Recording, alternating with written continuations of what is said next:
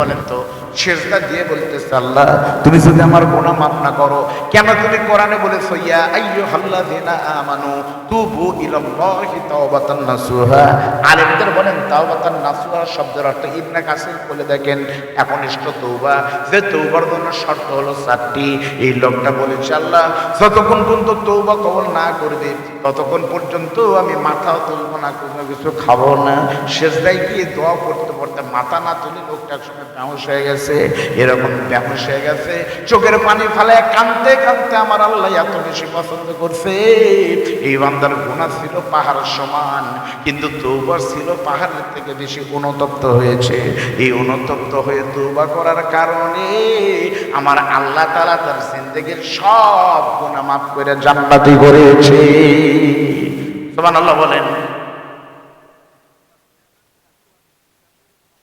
আল্লাহর আরেকজন বান্দা তার আগে দিল 1000 না বাবা জান, 1000 লিল্লাহি।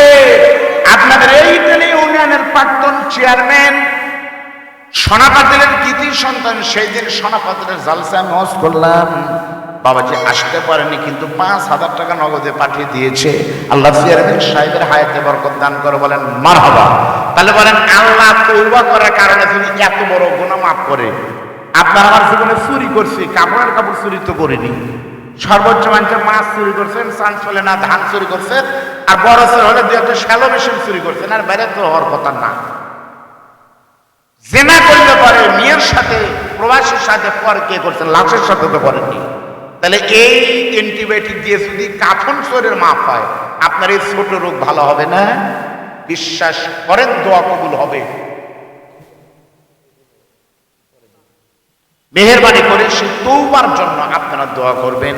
আল্লাহ তাআলা আমাদের সকলকে ওই রকম একনিষ্ঠ তওবা করার তৌফিক দান করেন। সকলেই বলেন আমিন। কি ব্যাপার ভাই, বক্তা আসে না কেন বলেন তো, কি জন্য আসে না? মানে এখন আসতেছে না, পরে আমার শ্বশুর কবিনী জামাইয়ের সাথে ওয়াজ নিলেই খালি রাইত হয়। এদের পরে কয় জামাইয়ের সাথে ওয়াজলে পোষায় না, এত রাইত করে। আমি আমার কাম শেষ করে ফুরা পাতে শেষ, 4 রাকাত পর নফল সারতে আর নামাজ পড়তে মসজিদে গপ্প করবো। কি ব্যাপারে হুজুর? তাহলে আপনি ওয়াজ করেন, আমি নিয়ে আসি। হুজুর আপনি ওয়াজ করেন, আসলে ঠিক না। ভাত খাবার দিয়ে দেখি পোলাও, ভাতটা হুজুর তার ভাত এখন তুলে দিয়ে হুজুর করছে, ভাত এখন তুলে দিয়ে হুজুর একটু তুলে তুলে বসে থাকেন। ওই সময় বসে থাকলে ভাত হয় পরে যে আমার গাল পারবে না। আরে ভাই ঠিক না, দাওয়াতি নিত না আমার শ্বশুর। সেই সময় বলছে 10টা করে 12টা শেষ করা লাগে। আমি অদর শেষ নারে তাকবীর, আল্লাহু আকবার। প্রধান বক্তার আগমন। লিল্লাহ